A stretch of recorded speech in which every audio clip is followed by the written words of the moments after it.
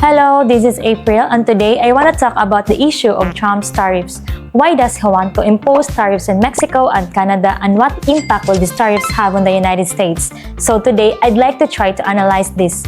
First, why impose tariffs on Canada?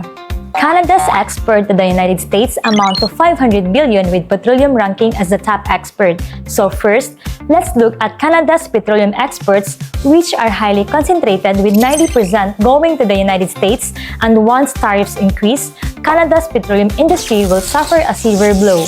Since 2023, U.S. petroleum companies have been turning their attention to Canada, primarily for two main reasons. First, U.S. petroleum companies are currently in urgent need of replenishing their inventories and ensuring future production, but they are reluctant to spend too much on developing new oil resources. The second reason is that the drilling costs for Canada oil reserves are cheaper than those in the United States. In 2023, the acquisition targets of U.S. companies for Canadian oil doubled compared to 2022, reaching $3.2 billion. However, acquisitions are not a simple matter. For example, in October 2023, ConocoPhillips from the US and Suncor Energy from Canada clashed over the acquisition of the Surmont project, with ConocoPhillips ultimately completing the acquisition and gaining full control of the project. Although they succeeded, they faced competition from Canadian domestic companies. Once tariffs are imposed, they will inevitably force Canadian oil companies to sell their oil fields at a lower prices, allowing U.S. companies to reap significant profits through acquisitions. At the same time, the tariff increase will also boost profits for U.S. companies. So why do this? Let's take a look at Trump's campaign funding. Oil companies are one of his major supporters. Let's take another look at the impact of these tariffs on the U.S. domestically.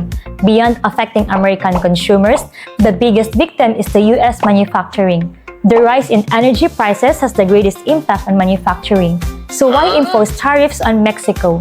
Trump has stated this, but we all know these are just pretext. I lean more toward another perspective. So Mexico has become a loophole for U.S. sanctions against China, with many Chinese goods entering the U.S. market through Mexico. Previously, the prevailing view was that China couldn't survive without the U.S. But I believe it's the U.S. that can't do without China's supply chain. Trump is aware of this, so imposing tariffs on Mexico is more about political motives. Mexico is actually very resistant to the U.S. because, being the closest neighbor, it has suffered the most from the U.S. oppression and exploitation. Mexico's new president elected this year promised to continue the policies of her predecessor and won the election on that basis.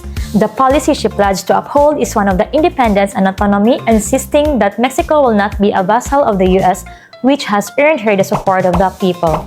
At the same time, it also tells the U.S. government that if you impose tariffs on us, we will impose tariffs on you as well.